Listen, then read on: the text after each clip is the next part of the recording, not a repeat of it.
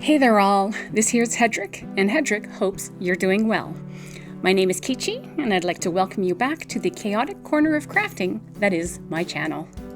Today, the what we're doing is adding a personal touch to an everyday gift.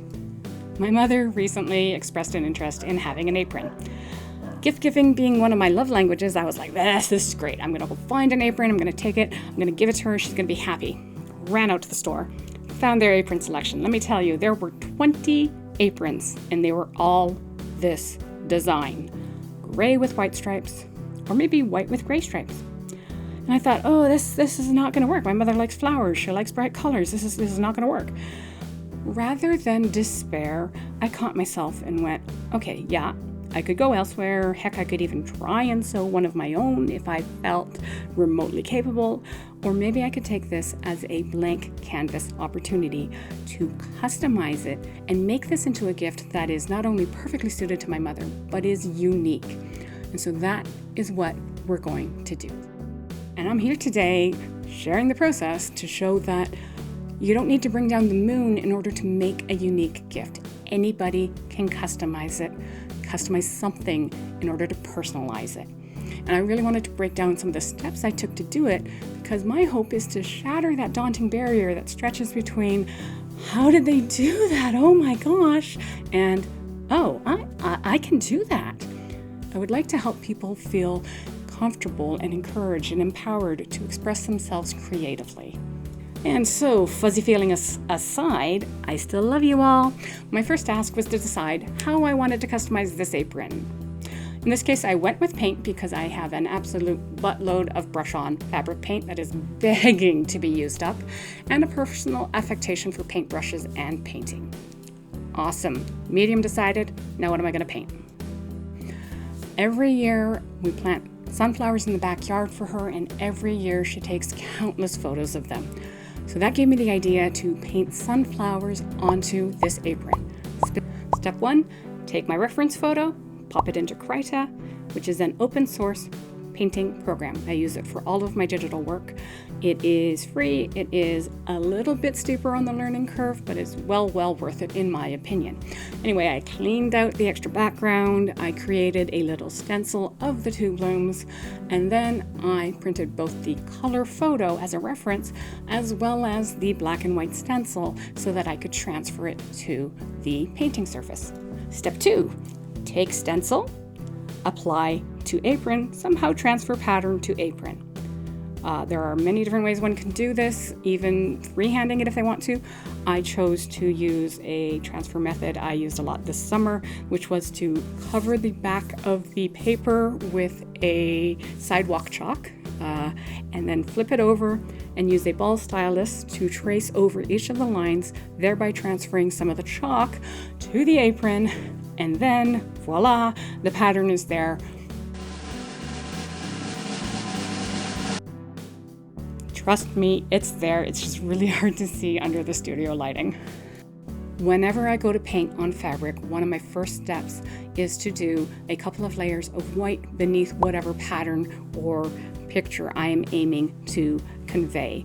I've done it on denim, canvas, on hats. What it does is it allows a unified surface, a canvas if you will, against which my lighter colors will pop and make it a lot easier. In this case, I started with one of my sculpting tools. It's actually kind of like a dotting tool or a ball stylus. Tried to use that, moved over to a brush, did a couple of coats of that, and as you can see, now I have a very clearly demarked area to work in.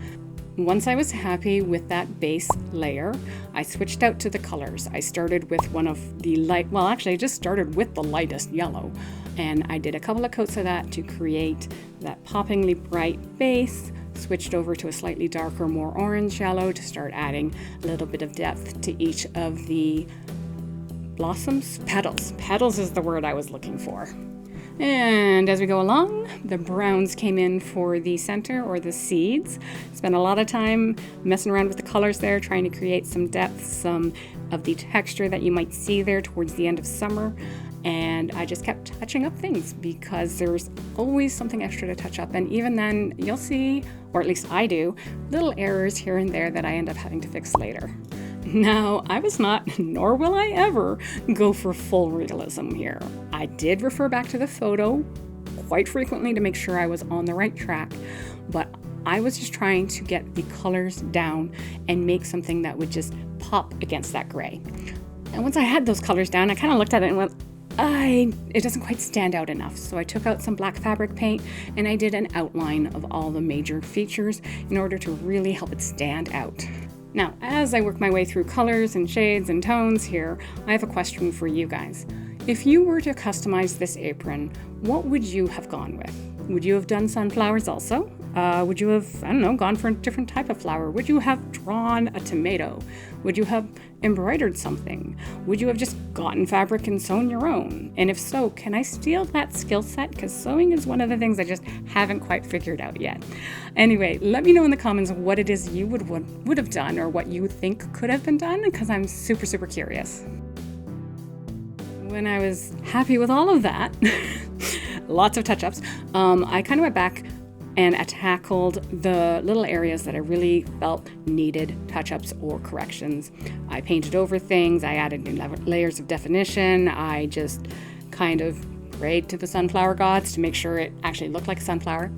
And my last touch was to take some white and add some highlights or some reflections, some bright points on most of the petals in order to, again, add to that slight dynamic, add to that little bit of depth to help them pop from that gray and white apron.